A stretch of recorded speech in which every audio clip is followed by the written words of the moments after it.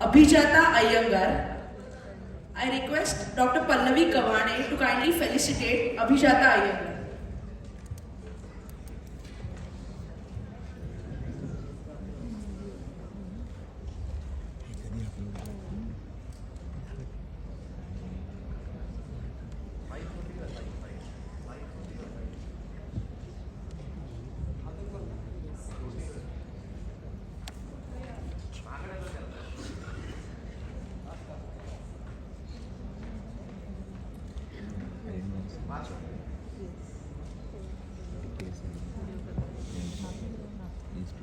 Let's give a big round of applause.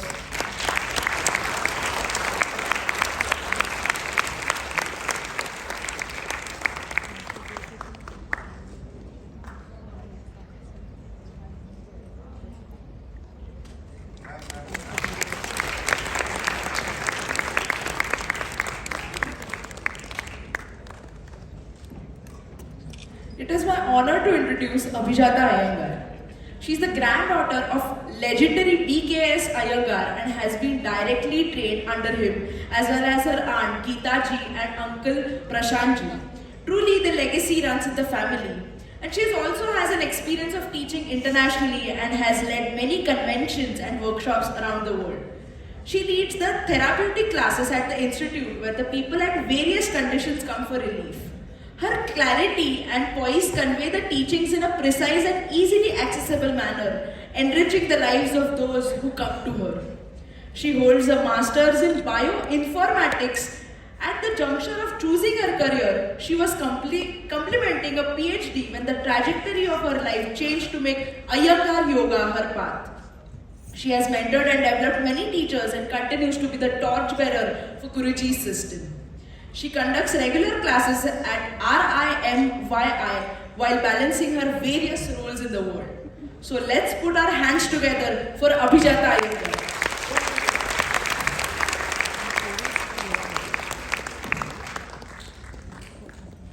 So just this or both? This is not needed. You want me to have both?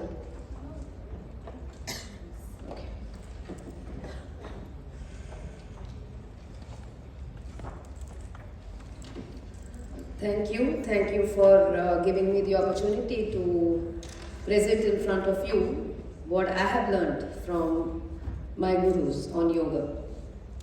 It gives me great pleasure to be here for the centenary of Maharashtra Mandal, and I saw the description of this conference, what all is going on in, so I would like to congratulate the organizers for thinking for envisioning something like this, because yoga is extremely relevant in today's world. Now, I am a yoga sadhaka, or maybe just an abhyasin even, someone who is still learning what yoga is, who's still trying to unravel the mysteries of this subject. I just have, it is because of God's grace and Guru Kripa that today I am able to represent Ramamani Iyengar Memorial Yoga Institute, the place that was set up in 1975 by my grandfather, late Yogacharya B.K.S. Iyengar. Now let us go straight to the topic of yoga. Yoga manje kai? Let us look at that first.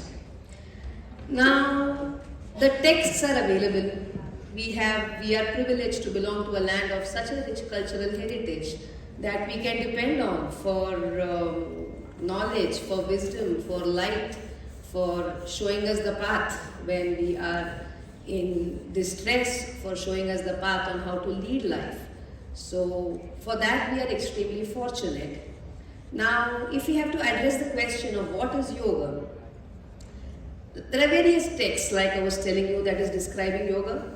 For instance, if you take the Ahirbuddha Samhita, it talks about yoga being samyoga yoga ityukto jivatma paramatmanaha, which is the union of the jivatma and the paramatma.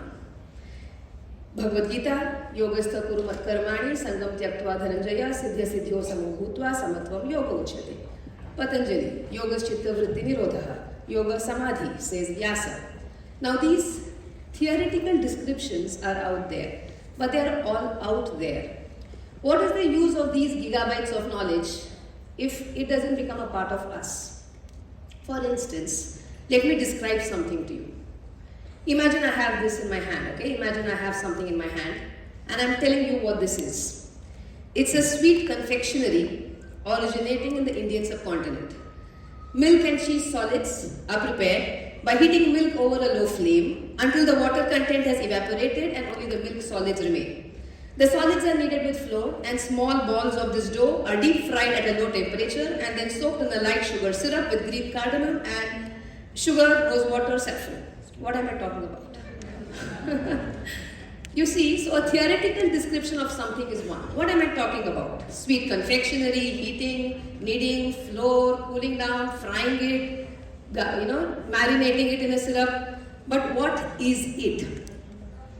It is gulab jamun. Now imagine how easy it would have been if I had just given you gulab jamun to taste.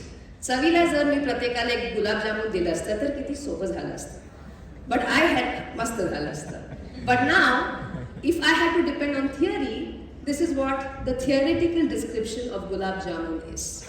Okay? So it was extremely difficult for me to even keep this in my mind, so I had it written down. And I'm sure it was difficult for you to estimate what I'm talking about. So this is the difference between theory and experience. Theory of what is yoga and experience of what is yoga. And here I am extremely fortunate to have been under the tutelage of my grandfather, Shri B.K.S. Iyengar, who actually gave each one of his students the gulab jamun directly. He gave each student the taste of what yoga is. He gave each student the experience of what yoga is. Yoga is like a magic room, okay? Now, can you just tell me, what is your desire in life? What do you want? Just volunteer to give me answers. If you had a boon, a wish come true, what would you wish for? Peace. A happy, peaceful life. That's all? Money. Money, happiness, success, health. Sorry? Louder. Health. Okay. So now, yoga is like a magic room. Depending upon what you seek, there is an opportunity for you to go towards that. So if it is health that you seek, yoga can offer you a pathway to get health. If it is peace that you are seeking, yoga can show you a pathway of how to get this peace. If you are seeking fitness, happiness, stress-free life, so depending upon what you want, yoga can give it to you. Now the point here is you need to devise how to get that particular thing from yoga. So somebody who would want fitness will have to look at yoga from that point of view. Somebody who wants peace will have to look at it in a particular manner. Somebody who wants to get rid of stress will have to look at it in a specific manner. So yoga, like a magic room, can give the sadhaka what he wants depending on the capability of the person, depending upon the technical skill of that person. Now, yoga is a very ancient subject. Okay, very, very ancient subject. Now think of all the ancient things that have gone outdated. Something as recent as 1980s also, for that matter. Landline phones. How many of you have landline phones at home? Not even half a dozen. Okay? Telegrams, postal letters. Going back to the time of even pigeons carrying letters. Ancient things are often outdated. But the thing with yoga is, in spite of being so ancient, it came with the Veda. In spite of being so ancient, yoga is still relevant today. Yoga is still contemporary today, and for that, we are blessed to have been born in this land.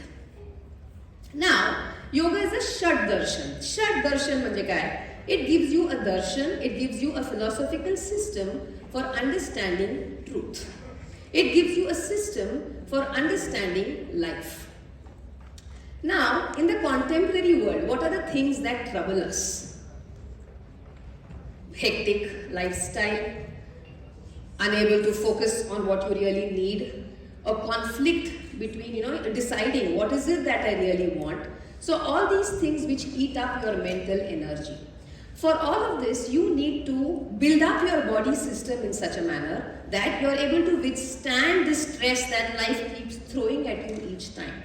And for this, the Darshana Shastra of Yoga is extremely relevant today. Now, being a Shat Darshan, one of the Shat Darshans, it is about a philosophical system which means understanding and knowing life, understanding and knowing the mind. But now if I tell each of you, now all of you, you told me you want peace. So if I tell you, okay, now close your eyes and be at peace. Close your eyes and think of everything that is wonderful. The moment you close your eyes, your mind, open your eyes if anybody is really closing, your mind is such that it can wander from point A to point B in an instant. Your body is right here in this campus. But close your eyes and in a moment, your mind can go to Japan, can go to the US, can even go to Mercury, Venus or another galaxy. The mind is so fast that in one moment, it can travel infinite distance. So how do you understand this mind? It's a Darshana Shastra, but how do you understand this mind? Here, B.K.S. Iyengar's system is extremely beneficial. What it does is that, you see, for us, generally, the mind is abstract. If I tell you, know your mind, if I tell you, understand your mind, how do you do it? The mind is an abstract entity. You don't have any instruments in today's modern developed medical world that can actually look at the mind, see the mind, feel the mind, measure the mind. It can't. So the mind is an abstract entity.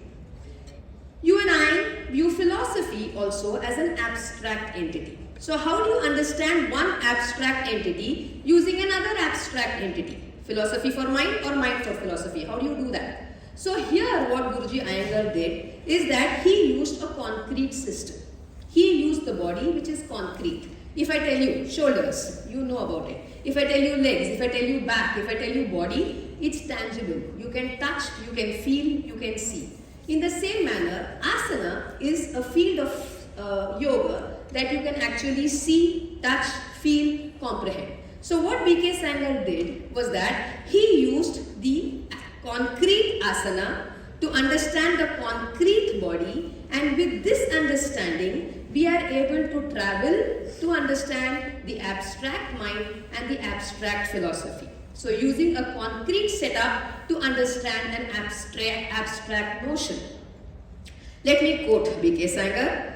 Asana helps one to know the known fully and realize it.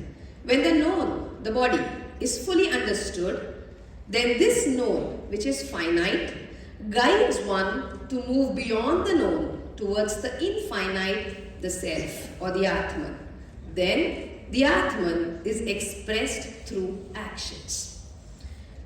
Now, think of a situation in which you got hurt, in which you hurt your back, you hurt your neck, you fell while you were playing and you broke a bone. So your body was unwell. At that point, was your mind free, calm and at peace? No. Think of a time when your mind was upset. You heard some breaking news, a shocking news, something sad in and around your closed ones, with your closed ones. So when your mind is afflicted with sorrow or distress, is your body having the energy? Does the body feel full of life that, come on, let me do this? Do you have that force? No. So the body and mind are so interwoven that you can't separate it. When the body is unwell, the mind is unwell. When the mind is unwell, the body is unwell. When the mind is happy, the body is light and fresh to undertake, to live life, and vice versa. So understand that this body and mind cannot be separated. To understand them, we can separate. It is like looking at an atom, and if you have to learn the proton, the neutron, the electron, you read them, you understand them separately. But you can't pick out each subatomic particle. They will not exist. They exist because of the force within them. In the same manner, our body and mind exist as a force which is integrated. Imagine if I were to come to this lecture only with my mind and no body. Okay? You would be afraid. You would leave the hall. And if I come here just with my body and no mind, I'm just going to stand here and you're going to be bored. I won't even know time is passing, so that doesn't work either. So let me quote B.K.S. Iyengar here again. It is not possible to pinpoint where the body ends and the mind begins. It is not possible to pinpoint where the mind ends and the self begins. So again, what B.K.S. Iyengar Guruji did was he said, body is my first prop. Body is my first prop. It is the one thing that God has sent you to earth with. So whatever you have to do, whatever you want to do, whether it is success in life, whether it is peace, whether it is dhyana, whether it is spirituality, whether it is seva, whatever you want to do, you have to go for it with this body. It is something that you cannot neglect. Let us look at some asanas now. For instance, let us look at a certain category of asanas called the standing asanas. Come. Let us understand this concrete body. Let us understand this concrete asana system. Okay, while they separate the hall, let me the stage. The thing with yoga, just a minute, I'll just be in Tadasana. The thing with yoga is that it understands our system in a way which is very superior. They're not going to do anything until I tell them. So you can pay attention here. The system is so much superior. I'll tell you why. Suppose you have a back pain. Okay, a pain because you've injured your back. You will take a painkiller, Crocin. You get a headache because of stress. You take a painkiller. You get a headache because you are sleepless last night. You take a Crocin. You have a headache because you have indigestion. You take a Crocin. So the Western science looks at the painkiller as just a painkiller irrespective of what is causing the pain. Whereas what yoga does is it will not give the same medicine for pain because of a back injury, pain because of a headache, pain because of tension, pain because of depression, pain because of sleeplessness. Yoga will not give you the same remedy for that. And here, yoga stands tall over the Western medical sciences. Let us look at the standing poses. Start.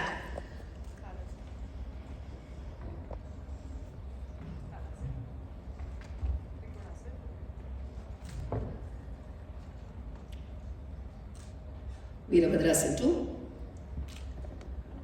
Parshva Konasana.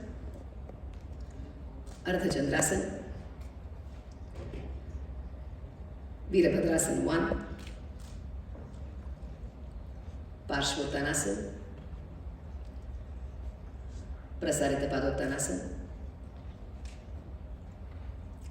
Parivritta Trikonasana.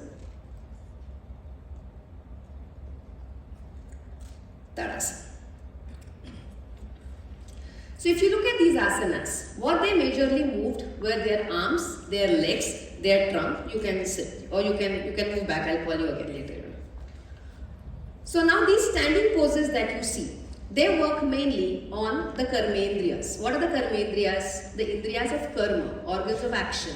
The arms, the legs. Okay. So now in these poses, what it does is that it gives health to your arms, to your legs. You know these days, cervical spondylosis, neck pain is all in the rise. And the doctor says because you use your tablets too often, you use your devices too often, somebody using computer too much, you get a pain here. So all these health issues that affect us, it comes because of either misuse, overuse or disuse of our limbs of the body, the organs of action. Modernization has made life so much simpler, yes, but our usage of the body as a whole does not happen. Compared to our grandmothers, we are not as healthy. We are not so energetic as our grandmothers and grandfathers were. The thing is, modernization has brought this side effect where our limbs of the body are not in order. And when your limbs of the body, the arms and legs are not in order, it is going to directly impact your spine. Okay. Now the moment the spine is impacted, so the moment if anybody here with a slip disc, you have a dislocation, you have something wrong with your spine, like I told you in the initial part of my talk, that the moment the spine is affected, the spine is our main current, it's our main channel for the passage of current, of life force, of prana. If this spine is going to be affected, life is not as joyful as it can be. Life does not radiate with happiness that actually can. because our main traffic route for the flow of prana is obstructed. Now, stress and strain affects all of us. Think of any job. Think of parents, think of students, doctors, nurses, security, maids, traffic police, servicemen, army, whatever. Any job that you may take, stress and strain is a part of life. Alright? Now, what do you need to face this stress and strain of life? You need to be physically fit. You need to be mentally alert. You need to be technically skilled. You need to be, you need the strength to resist injuries, and you need to be emotionally strong. If any of these factors fails, stress and strain is going to affect us. And you and I are common man. We are not saints that when the body or the mind is disturbed, we are still able to focus on the path of spirituality or look towards the Atman. You and I don't have that strength. So you and I are common man. Patanjali says in his Yoga Sutra, Janma, Aushadhi, Mantra, Tapa, Samadhi. From these factors you can get supernormal powers. So some people are born with it, Janma. Some people with Aushadha. Some people with Mantra, Janma, Aushadhi, Mantra, Tapa, Samadhi. Okay? So some people may be born. So you look at saints. If they have a body disease, you read stories, it doesn't stop them from, experiencing the bhakti towards Vithal or Parameshwar. It doesn't come in the way. Because it's the samskaras that they carry on with them that they are still able to look at the Atman or Paramatman, Seva, mankind, etc. But common man, we are not able to do that. So if when you have this injury in your back, you have your injury in your shoulder, I ask you to close your eyes because we all have to go for peace, P-E-A-C-E. It's not going to happen. The moment you close your eyes, you're only going to think about your back pain or your neck pain or your loose motions or your constipation or whatever is troubling you at that point. So here what Guruji Iyengar said is, yoga helps you to cure what can be cured. If there is something that can be cured, yoga helps you cure what can be cured, and it helps you endure what cannot be cured. We don't have an answer for everything. There are certain diseases for which there is no remedy. But Guruji said, yoga helps you, builds the strength in you to endure what cannot be cured. Okay, so understand this gift that yoga can give us. So once you make yourself resilient to these illnesses which can be cured, your mind can focus on the things that you need to focus on. Thus, these standing asanas that you just saw can be elementary for contribution towards physical health and towards mental well-being. For instance, I don't know, if you are willing, can you come up with the demonstrators? I want you to show Paschima Hasta. Paschima Hasta. You can turn around if they have to see your back. Okay. So, can any of you try that? Just where you're sitting, you could sit, you could stand. Could you try some of that? Gomukhasana. पोचते का हात आता दुसरा हात try करा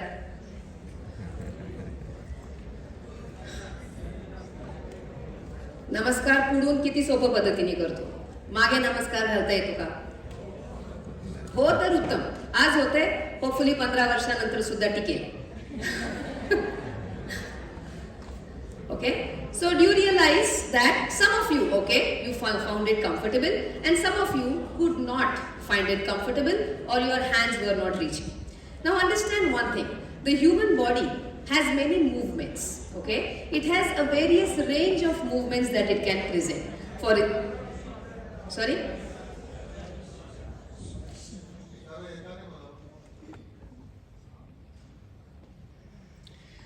Human body has a wide range of motions that it can do. For instance, one is this. Can someone show me Hanumanasana? Urdhva Prasarita Ekapadasana? The human body has a wide range of movements. Sushmita, could you just walk? For instance, when we walk, our range of leg movement is this. If you want to climb up a step, you would probably raise your leg a little higher. Can you show me Uttita Hasta Padangusthasana? But, Uttita Hasta, stand up. Uttita Hasta Padangusthasana, just one of you is okay. So a wide range of movement is possible for the human body. Okay? So, Trivikramasana, Supta Padangusthasana 1, Supta Padangusthasana 4.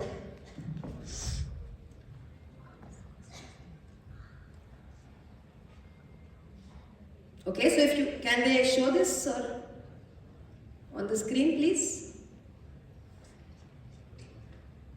Okay, so when one of my team members was just walking, that is the range of hip movement that we are accustomed to. We want to climb up the steps or climb up a big rock, the range slightly increases. But God has equipped us with this range of movement. Okay, relax. So God has actually equipped this human body with such a wide range of movement. The thing with the body is, you use it or you lose it. Okay, you use it or you lose it. So the gift that God has given us with, if we don't keep at it, if we don't keep working with it, for it, the body is going to discard as though it's an unnecessary movement. That's why what you could do as children, you can no longer do now. Right? Even just simple driving. You suppose somebody just learned to drive, and because of the renovation work going on our roads, you decide to not drive and you go back to your vehicle 3 years down the line, you are unable to drive with that comfort. The thing is, if you don't use it, you lose it. What the yogis found out thousands of years ago, okay, you can relax. Can the camera be on me? They are not going to demonstrate. The thing with the yoga, what the yogis discovered was that if you work on the body through the asanas via all these range of movements, it keeps your body healthy. It's like lubricating your joints. How do you lubricate your machines? You oil them, the nuts. If it's unused for a long time, it makes noise, it rusts. In the same manner, it happens to the human body. And as I told you earlier, the body and mind are together. So the moment the body starts this decay or it is not used and it starts to disintegrate, the mind is going to follow. And the thing with flexibility. So how many of you here think you're flexible? Nobody? How many of you think you're not flexible? You're neither flexible nor not flexible. You don't know. Middle. Okay, medium. The thing with flexibility is, if you can work, see, for those of us who are not flexible, the thing is, when you work on your flexibility, it changes the chemical secretions in the body.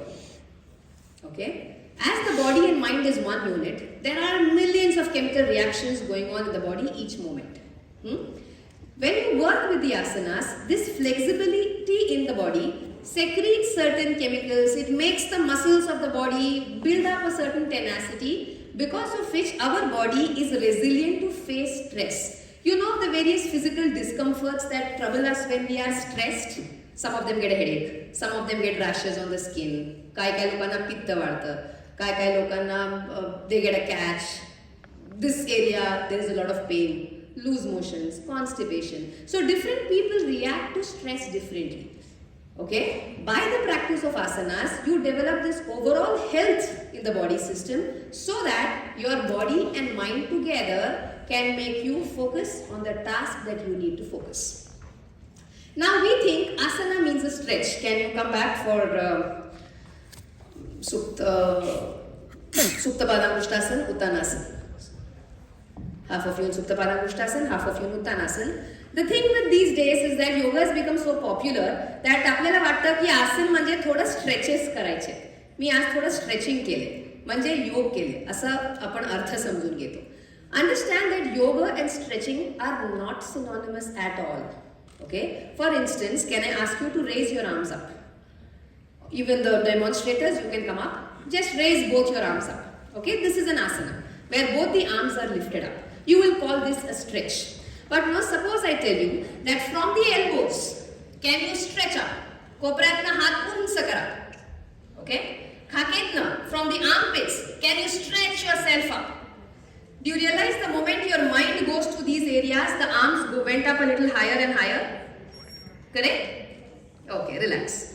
So stretch is one thing, but asana is an altogether different thing, because what happens in the asana is your mind comes and combines with that stretch. नुसतं stretching मध्ये आपण गाणं ऐकत stretching करू शकतो, TV बघत stretching करू शकतो, किंवा भांडणं करत आपण स्ट्रेचिंग करू शकतो. म्हणजे भांडणं करत आपण योग करतो का? No.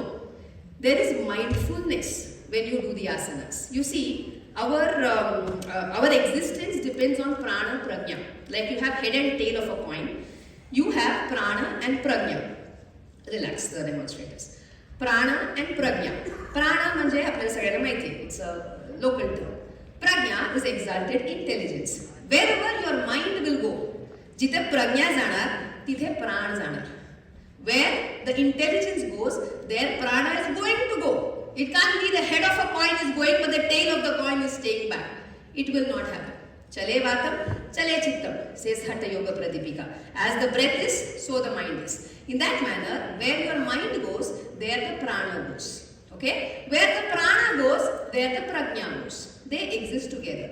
Through yoga, through asanas, how we get health is because your prana, prajna component goes to different parts of the body in different asanas. नुसतं स्ट्रेचिंग करून प्राण आणि प्रज्ञा नक्कीच तिथे पूर्णपणे जाणार असं घडत नाही.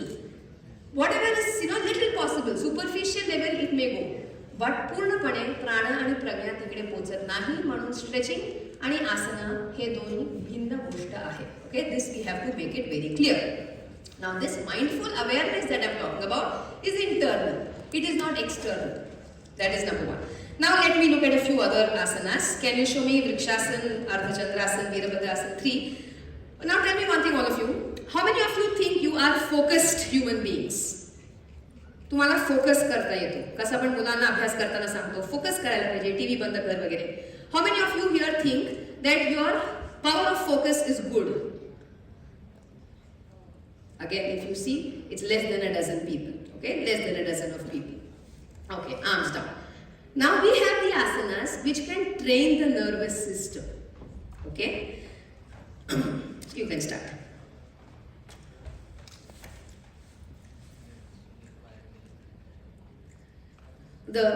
If the last person is also able to see the stage? Yes. Okay.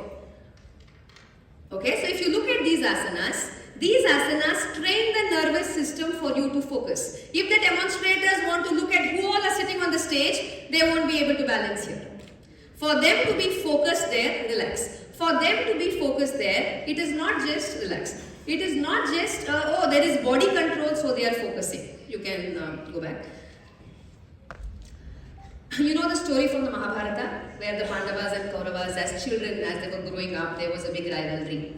So then Dronacharya, the guru who was teaching them archery, gave a test, a challenge. Okay, so on the branch of a tree was a parrot.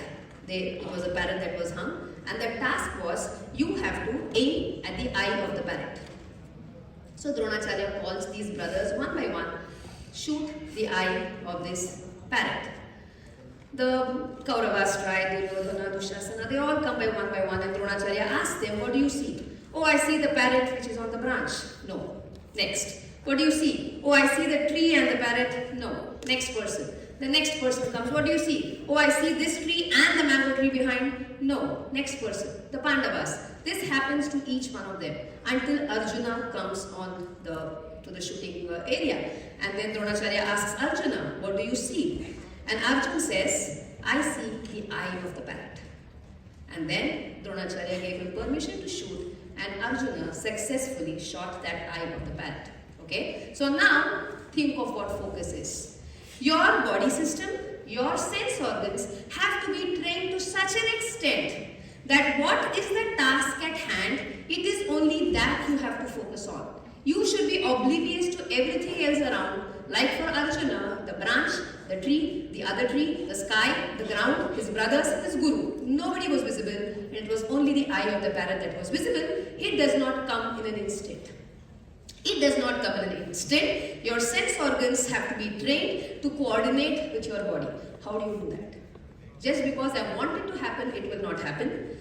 The yogi says, stay in the present moment. What is yoga? To be in the present moment. But he karaycha kasa. How do you stay in the moment? When we are delighted, we are carried away with our delight. When we are partying with our friends, we are carried away in the party.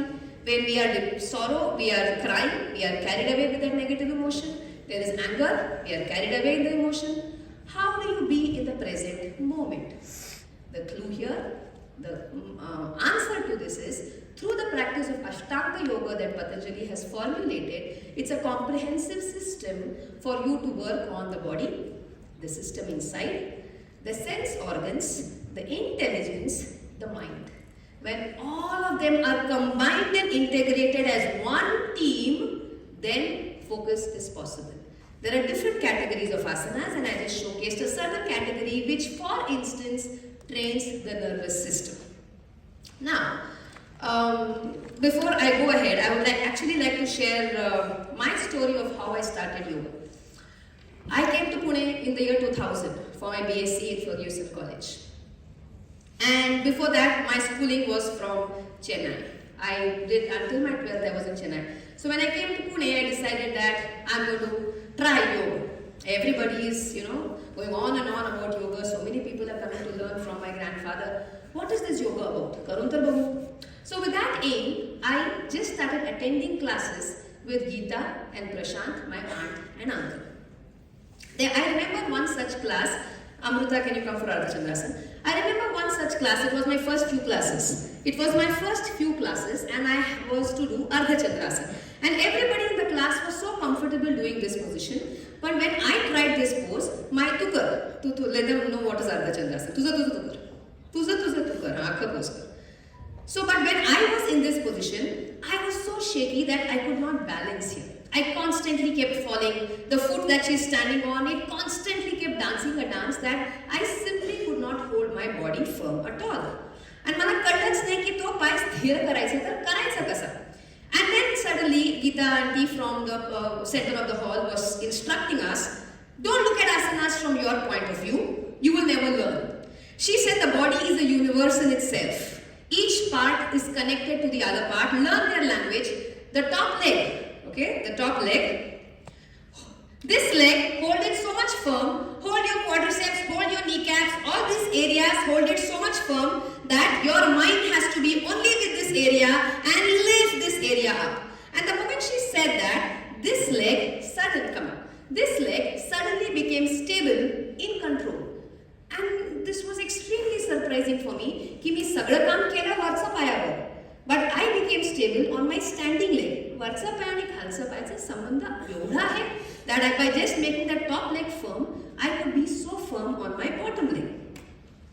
And then she said, yoga, which is enlightenment, is described as a spark of wisdom, a light which dispels all darkness. In that pose, in that instant, she showed me the transition of how mat to mind, mind to mat is a simultaneously bi-directional process. But for me, as a 17-year-old girl, I was delighted that, oh, I got my Ardha Chandrasana. So one day I went to my uncle, probably the next day, he was practicing in the institute, and I went and told him, Mama, I have Ardha Chandrasana, now I can do it. And he said, okay, very good. He told me to go, in the institute, if any of you have been there is a platform. Is there a platform? Yeah. Yeah, but they won't be able to see, So you have to use that front stage. Okay, so there is a stage in our institute also, and he asked me to stand on the edge of the stage here. Okay, so now you're lucky there are flowers, so you can stand here. He asked me to stand on the edge of the stage, and he said, now go to Ardha Chandrasana. It constantly kept falling back. I tried to lift my leg up. मला जे काय मावशीने सांगितलं वरचा पाय, quadricep, knee, ankle, धड सगळं मी केलं, पण काहीही फरक पडला नाही. I just couldn't come up to Ardha Chandrasana. And then he said, okay, doesn't matter, come down. Now turn around. And now do Ardha Chandrasana. Okay, I'm at the edge of the platform. And he says, lift the leg up to Ardha Chandrasana. And I just couldn't lift the leg up. I constantly kept falling forward. काय घडते मला अर्ध चंद्रासन जमते का जमत नाही.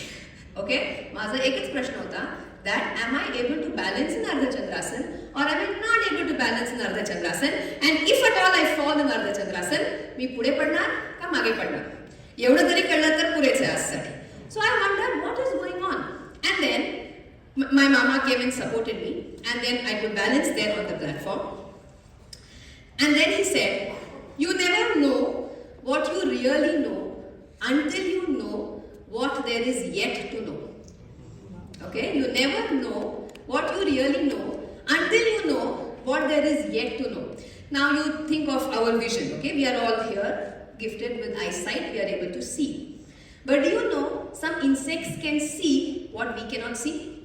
Violet and red are the extremities of the spectrum that we can see. But insects can actually perceive ultraviolet light that we can't perceive. Unless we know that there is this mechanism, we think we are able to see everything in the universe, whereas that is not true. In the same manner, our audible range, what can we hear? There is a certain range of frequency that the human ear is able to hear. Lesser and beyond that, the human ear will simply not catch. But there are animals which communicate with each other using a frequency range which is beyond the human audible range. So the bats. The bats, for instance, communicate with each other using these sound waves which don't fall in our frequency, so we can't hear. So unless we know what there is yet to know, we really cannot claim that we know. Mat and mind happened to me there in a moment. हे झालं दुसरं दिवस. तिसरं दिवस college had a break, सुट्टी होती. So I decided to go to the hall and practise, कारण मावशी पण प्रॅक्टिस करते, मामा पण प्रॅक्टिस करतोय, म्हणजे काहीतरी चांगलं असेल बाबा, मी पण जाऊन करीन. So I went to the institute to practise. आणि मला आजोबांनी विचारलं, काय का अर्धचंद्रासन चाललंय असं दिसतोय मला. Now I don't know from where he understood, where he saw that. Anyway, he said, come and do Ardha तर मी घाबरले. एक तर so many people in the institute, so many people in the hall from all across the country or people from different countries. आणि त्यांच्या समोर मला जर अर्धचंद्रासन जमलं नाही तर काय व्हायचं? आजोबांना राग येईल का? ते चिडतील का माझ्यावर? So extremely nervous, I went towards Ardha And then my grandfather told me, you have come to Pune for your graduation. He said, the professors will teach you everything about the external world and call it knowledge. त्याचं तू करणार काय? मला प्रश्नच कळला नाही. Okay? The professors will teach you everything about the external world and they will call it knowledge. त्याचं तू करणार काय? What are you going to do with that? Now I didn't understand Ardha Chandrasana आणि हे कॉलेज आणि नॉलेजचा काय संबंध? So I drew a blank. And then, as I was nervous, can two of you come? One person do and one person hold the other person in Ardha Chandrasana. And then he held me, he supported me, and he said, do you realize what the hip is doing? The hip of the standing leg, how is it contributing to your alertness quotient? And as he held me and mobilized my standing leg's hip there inside, I suddenly felt empowered. I felt like I was so powerful in my Ardha Chandrasana. There was absolutely no tension to hold my pose, and I enjoyed that few seconds in complete freedom with no nervousness of being able to fall. And he said, do you realize how the hip is contributing to that? And then he brought me down and he said, until you know this inside world, until you know this inside world, until you know yourself subjectively, of what use is this information about the outside world? What will you do with all this information when you don't know yourself?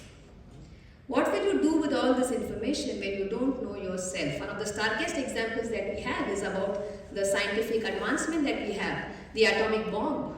It was considered such a great step.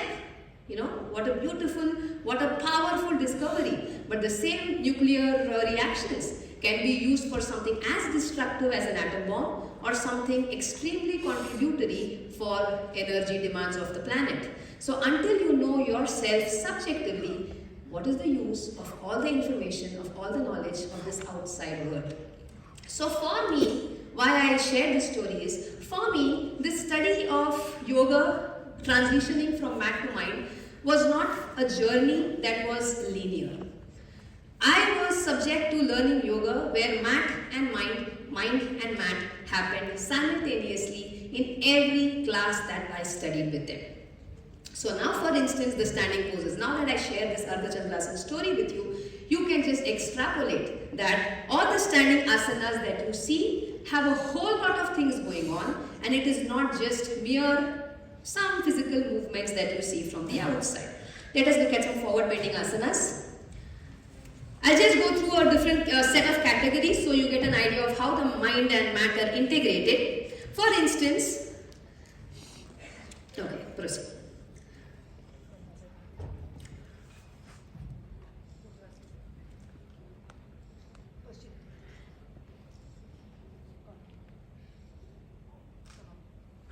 You see there is extension going on in the back. The muscles are being extended. When these muscles are being extended, understand one thing, that you are accessing the organs. So when they bend forward like this, what happens to the pancreas? What happens to the intestine? What happens to the heart and lungs is very different from what and how it is working when you are just sitting. What your pancreas is doing for you now is very different from what their pancreas are doing for them in an asana. Here again, the yogis took a giant leap. Like when they landed on the moon. One step for man is a giant leap for mankind. With Iyengar Guruji's contribution, one step of man has been a huge leap for mankind.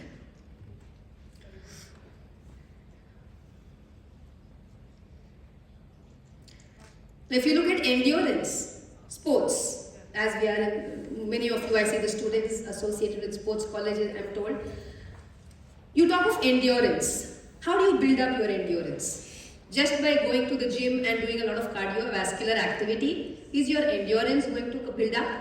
Some strength, yes. Some endurance, yes. But understand that endurance is not just dependent on the body. Okay? The endurance, initially it comes from there. But then all the actions that they perform, beyond the physical strength and power, there is the mind and the will. If the mind and the willpower, the Ichha Shakti, are missing from what they are doing, the endurance is not going to sprout forth. And understand that mind power is much stronger than body power. Now, as I was telling you, in stress, there are different things that happen. Body flexibility, mind flexibility. By now you're all convinced that we have to work on this system holistically. Can we have some chairs, Sonia, if you can hear me? Okay, but what about people who can't bend like them? Okay, what about people who can't bend like them? Patanjali in the Yoga Sutras speaks of Sarvabhauma Mahavrata. Okay, Sarvabhauma Mahavrata, meaning it's a universal vow. Manje kai, how are our vows? As long as things are easy, me kare. Okay? On Ekadashi, we are able to fast. But party Friday weekend, we are unable to fast. Understand? So it is not just a decision that you make that I want to fast. What your willpower, what your emotions are dictating at that point are vital to decide how your action is going to be. So as I was saying, there may be people who are unable to bend forward. Can you sit on a height and show Paschimottanasana?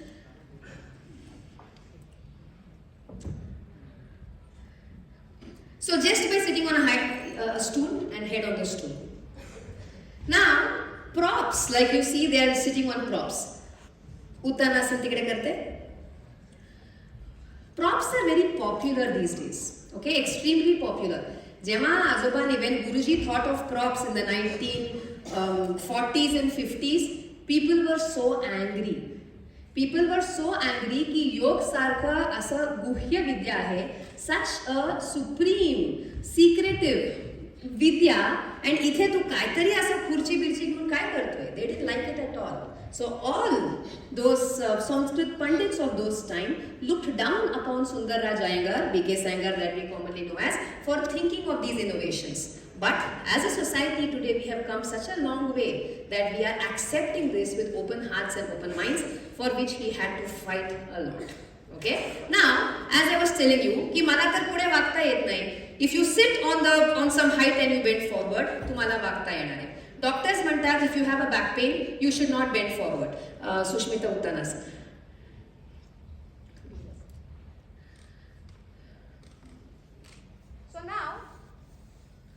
So now, when you are unable to touch the floor, the doctor is right. When you have hurt your back, pude vaku naka. Because the moment you bend like this area is becoming smaller. And when this area is narrowing, म्हणून तुम्ही जेव्हा X-ray, MRI घेता, result येतो ना, space, L3, L4 space, किंवा nerves are being impinged. So all of that is happening, so the doctor says don't bend forward. But what Iyengar thought of was, by doing Uttanasana on a support like this, you see the space cannot narrow at all.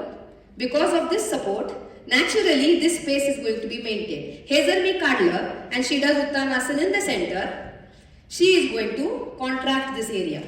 So yes, the doctor is right. But what B.K.S. Iyengar found out with his personal practice was, when I bend forward, I find so much health in my back. Why is it that the medical science is saying don't do? So his whole system of learning was self-exploratory. He didn't have teachers here in Pune. He learned from his guru Krishnamacharya in Mysore for 2 years. And once he was sent to Pune, he was all out on his own. Guru ni sangitla, Krishnamacharya ni sangitla, go to Pune and teach yoga.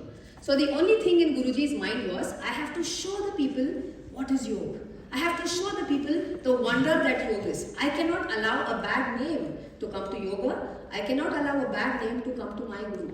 This was the only emotion that he had as a young boy of 18 when he came to Pune.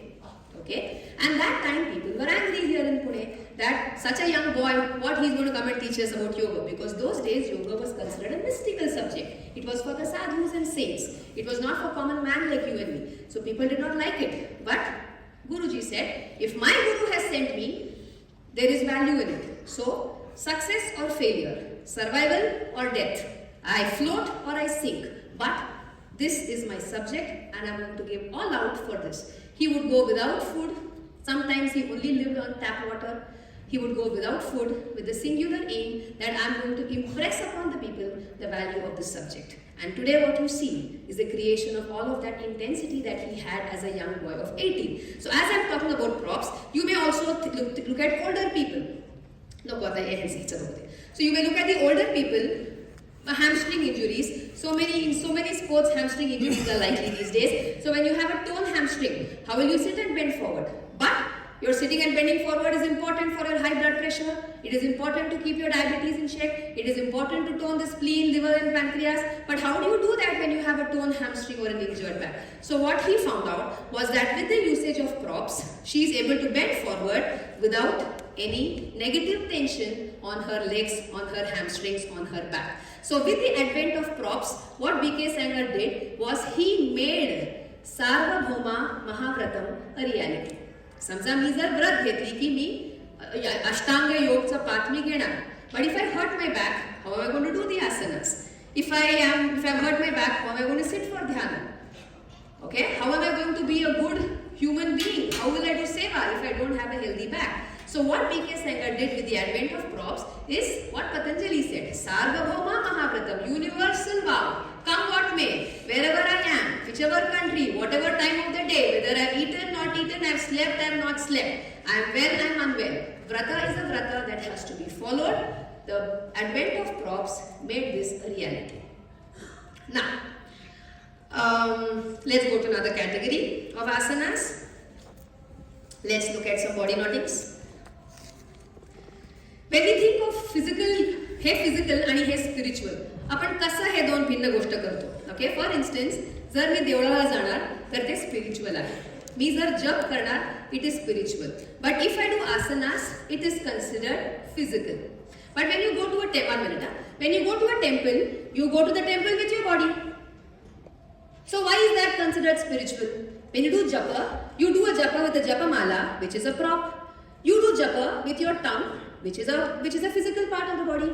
So why is it that japa, going to a temple, is all considered spiritual, but doing asanas is considered physical?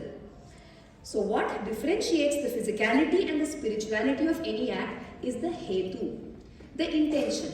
Now, knife, consider an instrument like a knife. Who all use a knife? A murderer may use a knife. We use knives to cut. A surgeon uses a knife to heal. You get it? The same knife is used as a life giver by a surgeon and a life taker by a murderer. The object is the same. Vastu samye chitta bhedat tayor vibhaktaha panthaha says Patanjali. The object being the same, the knife being the same. Okay? Vastu samye chitta bhedat. Depending upon one's mental conditioning, each person views the same object differently. So a murderer will see a knife differently, a homemaker will see a knife differently, and a surgeon will see a knife differently. So what is instrumental here is the hetu. So spiritual ka physical. What differentiates this is your hetu. If I go to a temple to impress my guests that I am going to a temple, there is no point in going to a temple. Okay, it is your hetu that matters. Let us look at some body knotting asanas. How many of you here think you're physically strong? Just a minute before you show. How many of you here think that physically you're fine? You're not in the negative spectrum. Pretty positive spectrum for physical strength. Okay.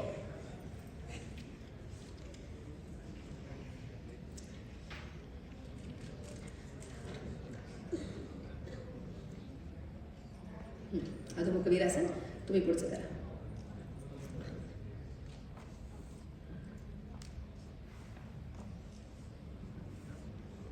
All these seem like, what he is doing is seeming like an extreme form of body contortion.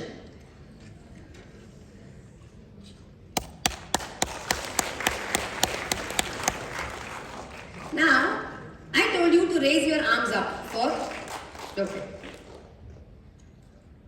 So, when I asked some volunteers to raise the arms up in Urdhva Hastasan, most of you did it. Now, if I call you as volunteers to try what they did, how many of you would be willing?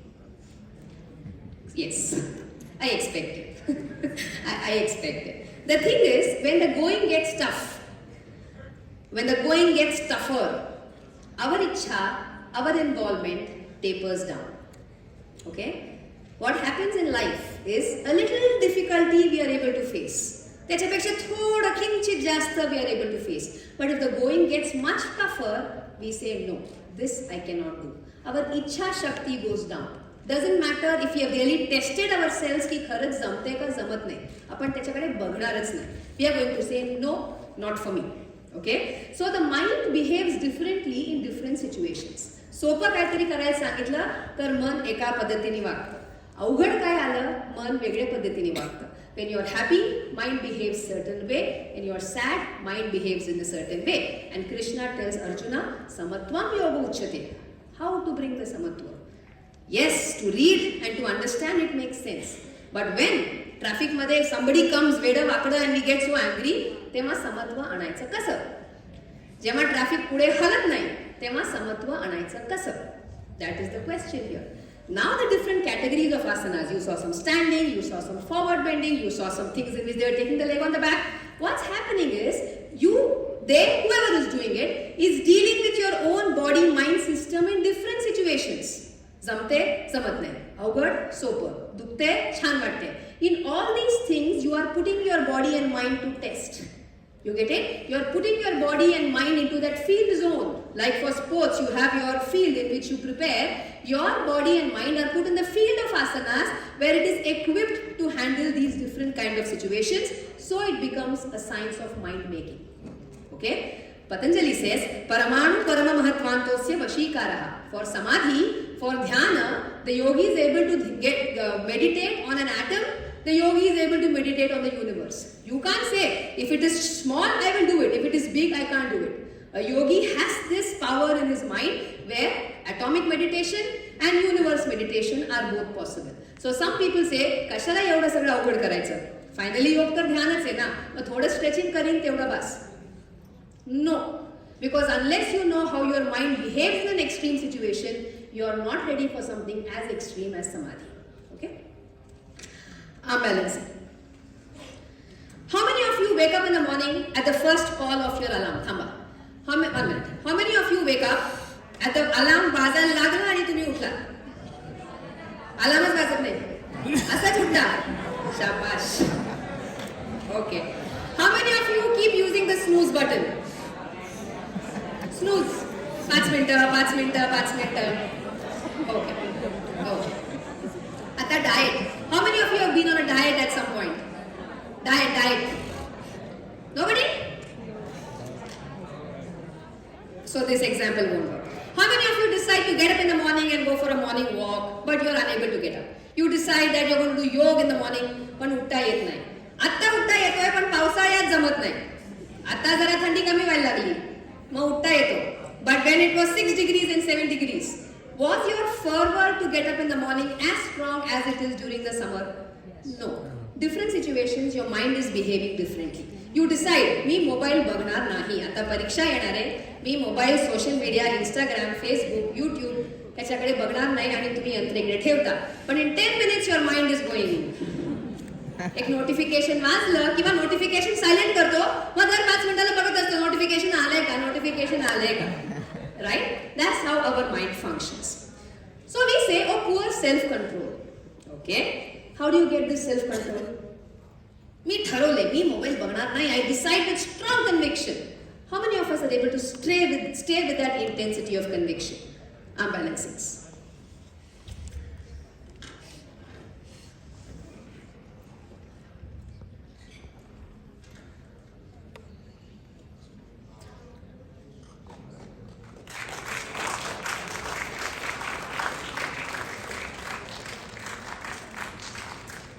Now suddenly if you see, the arms are doing what the legs are doing all our lives. We stand on our legs all the time. So the legs know how to stand. Now suddenly in these category of asanas, you're making, suddenly you're making the arms to do the work. Now if you recollect your COVID lockdown time, okay, see the pose, then you'll understand what I'm saying better.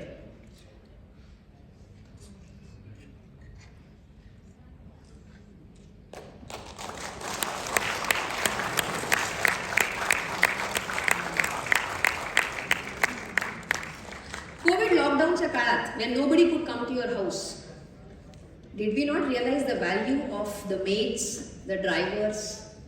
Yeah? When that didn't happen, when you had to go and buy your stuff, okay? When Swiggy was not there, Dunzo was not there, your maids could not come, the workers that you had could not come, you realized their value much more. How much otherwise we took that for granted. Life is such that often we take things for granted. This mat to mind when we talk about it, yoga makes the seeker so sensitive that he or she is able to have a darshana of what is going on. It's a darshana shastra. So the yogi never ends up taking anything for granted. म्हणून योगीला कायम gratitude असतो. देवानी हे दिले. The earth does this, the trees do that, the bees for instance. You know how much the bees do for us? If the bees were to become extinct, they say survival of human beings will not be possible because pollination is because of them, so much because of them. So the things that we take for granted, suddenly when the situation is reversed, we understand their value much better. So what we are used to doing is standing, walking on the legs. But the moment you do certain category of asanas like this in which you are doing balancing on the arms, physically it looks like, oh wow, they are doing balancing on the hands, oh he is strong, oh she is strong, oh so much control, oh त्यांनी किती ह्याच्या आधी practice केलेलं असणार, ते सगळं खरं. All of that is true. But along with that there is one important factor, and that is they have suddenly communicated with their arms in a completely different manner. Like you communicated with your maids, what you understood about your maids during lockdown was completely different. The moment the roles are changed, there is communication which happens with their arms, communication which happens with their eyes also for that matter. त्यांनी जर इकडे तिकडे बघितलं ह्या आसनांमध्ये तर ते खाली पडणार. कुठे बघायचंय हे सुद्धा एक आसनाच्या टेक्निकमध्ये एक महत्त्वाचा भाग आहे, which B.K.S. Iyengar found out through his own personal practice. So, communication skill between arms and legs, trunk and back and head, eyes and arms, body and mind. All of this is enriched with the practice of different category of asanas. Let us look at inversions.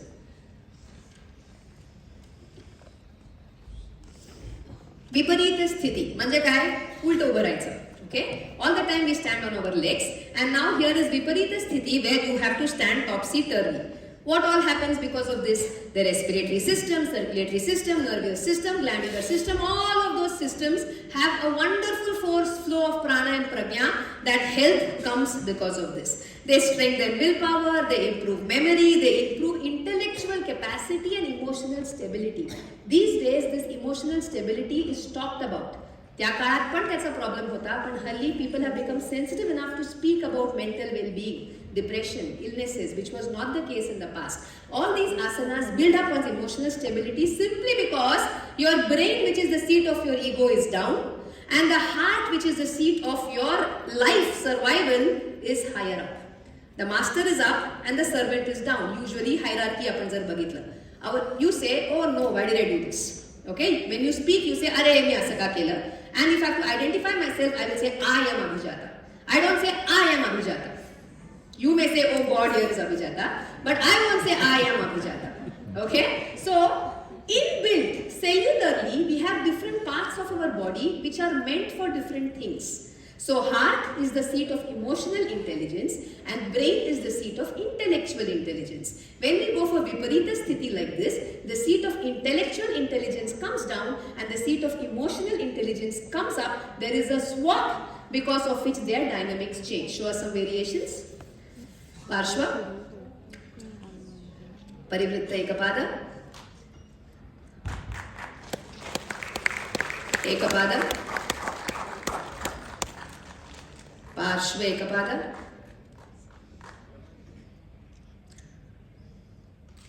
Shirshasana.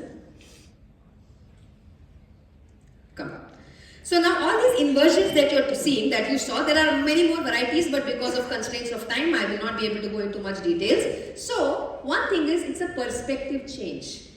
Usually the feet are down and the head is up, and now suddenly the feet are up and the head is down. It's a completely different neurochemistry that is going on deep inside your body. That is number one. How many of you here can swim?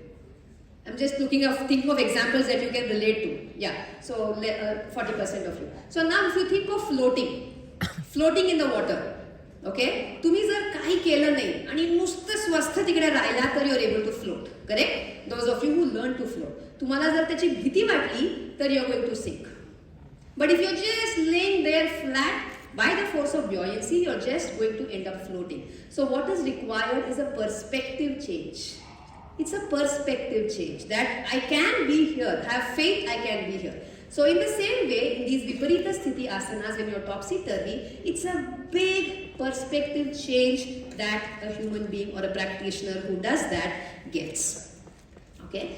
Now I would like to touch upon backward bending asanas. If you can just show us some Shirshasana, time is short. Shirshasana, Vipridandasana. Vijay and Sushmita, full arm balance. You can stand and arch back.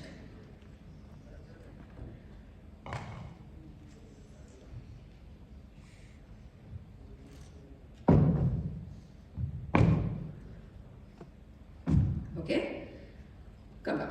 Now what happened is they are bending their back backwards. Do you see that? आपण पुढे वागतो. Shoelace बांधायला आपण पुढे वागतो, वस्तू उचलायला आपण पुढे वागतो, पण आपण मागे क्वचितच वागतो. So the spine loses its flexibility when you don't do that. That is number one. Number two, think of they say, oh, mind is not phenomenal. Physical म्हणजे body. So arms आणि legs म्हणजे body. थोडं heart आणि organs वगैरे म्हणजे body. मन वेगळं असतं. It's a mental, psychological thing. So philosophy is for the mind. And असं सगळं आसना करणार, थोडं पडणार वगैरे म्हणजे that is physical because it is with the body. Now tell me one thing. The nerves, the neurotransmitters. Okay, you heard of them? Nerves, neurotransmitters. Nerves are those cells in the body through which message passes. How do we think? We think because the nerves are able to do something spectacular, of course, and something specific. Neurotransmitters. When you do something that you like, a certain neurotransmitter is released. And that neurotransmitter says, do more of it, because I want more. That's how we fall prey to addiction. Okay? Similarly, there are neurotransmitters for different moods. Okay? So now these nerves and neurotransmitters are responsible for your mind and mood. But nerves and neurotransmitters are physical body and chemical body. It's chemicals. Do you understand how this border between physical and psychological blurs? It is not a strong border. This is physical, this is psychological. Nerves and neurotransmitters are in the transition between physical and mental. And these backbendings that you just saw now are a very important category of asanas, like all the other category of asanas, because they build up the strength, the tenacity in your nerves and your spine. And once the nerves and spine are ready to face, you are ready to face life. Yoga gives you hope that you can face life. And there, yoga is a life giver and not just a pain killer. Okay?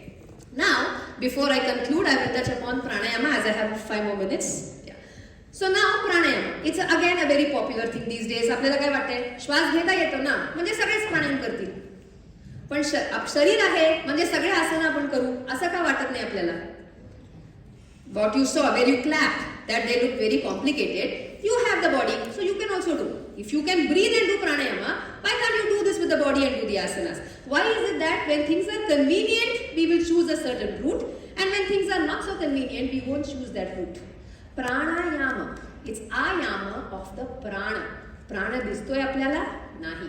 Electromagnetic microscope मधून सुद्धा प्राण दिसत नाही, but you can feel the prana. Do you feel energetic or you don't feel energetic is palpable by every person, by every living species on earth, but it cannot be measured. Can you please put it on silent? I don't know if it's an alarm to tell me your time is up.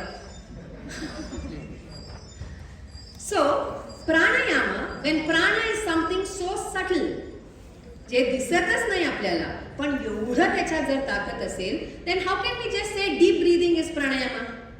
Pot आहे, जेवू शकतो, म्हणजे जास्तीत जास्त जेवू ना, म्हणजे ताकद वाढत राहील. Do we believe in that theory? No. Overeating is greed. But why is over breathing not greed? You get it? Your breathing is a different physiology altogether. Oxygen, carbon dioxide चं जे काय बॅलन्स आहे रक्तामध्ये, मेंदू काय करते तेव्हा, बाकीचे glands काय करतायत तेव्हा, all of that contribute to how you breathe. Pranayama is something which is dealing with prana, a subtle entity. म्हणून त्याला नुसतं आपण ताणलं जरा श्वास ओढलं, doesn't work. It's like if you have a pipe of a certain diameter, okay, and you push water through with a lot of force. Will every pipe be able to take it? No. Depending upon the strength and size of the pipe, you have to send the water in it with a certain force. If it's a very small pipe, you can't send water with a huge force, the pipe is going to burst. The same thing with your nadis through which prana flows. The same thing with your trachea, with your windpipe, with your bronchi and bronchioles which are dealing with respiratory exchange. They are very thin membranes. The nasal membrane, थोडं ऊन वाढलं की आपल्याला रक्त येतो नाकात. Correct? So the nasal membrane itself is so subtle, we can't deal with it so casually की श्वास घेतला म्हणजे प्राणायाम झाला. No. Patanjali says yama niyama asana pranayama. Okay, tasmin sati, he described the asanas and then he says tasmin sati shvasa prashvasa. After the asanas, when you have certain characteristics, you have attained certain things, तेव्हा तुम्ही जेव्हा श्वासा बरोबर काहीतरी कराल, then it qualifies as pranayama. So the spine, the organs, the heart, the lungs, the diaphragm, the most important respiratory muscle, all of that should be built up. Their capacity should be built up. Their elasticity should be built up. Their strength and softness should be built up in such a way that you are able to breathe without force. Then pranayama happens. Okay? That is why Guruji Iyengar said you have to start with the asana before you go to pranayama. And then it is pratyahara, dharana, dhyana, samadhi. So when this conference is titled Yoga, Mat to Mind, please understand that our yogis were equipped with this brilliant spark of wisdom with which they could see this entire spectrum.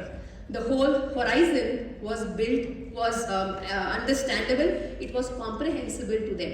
So today, as we are in this modern age where information is rampant, exchange and sharing of thoughts is possible, we have to stand here for each other and experience this nectar that yoga gives us in a manner which is safe, in a manner which is reasonable, and in a manner which is understandable.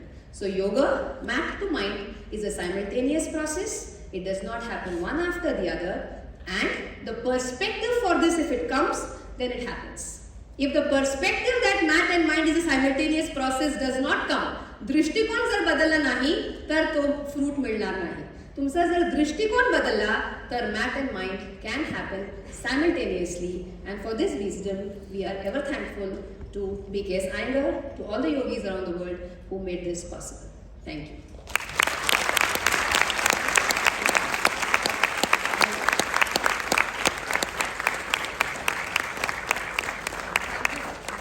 Thank you for such an insightful session. Your guidance on the integration of mind, body and soul was enlightening. And your own journey from mat to mind was also really empowering. Once again, let's give a big round of applause. We'll be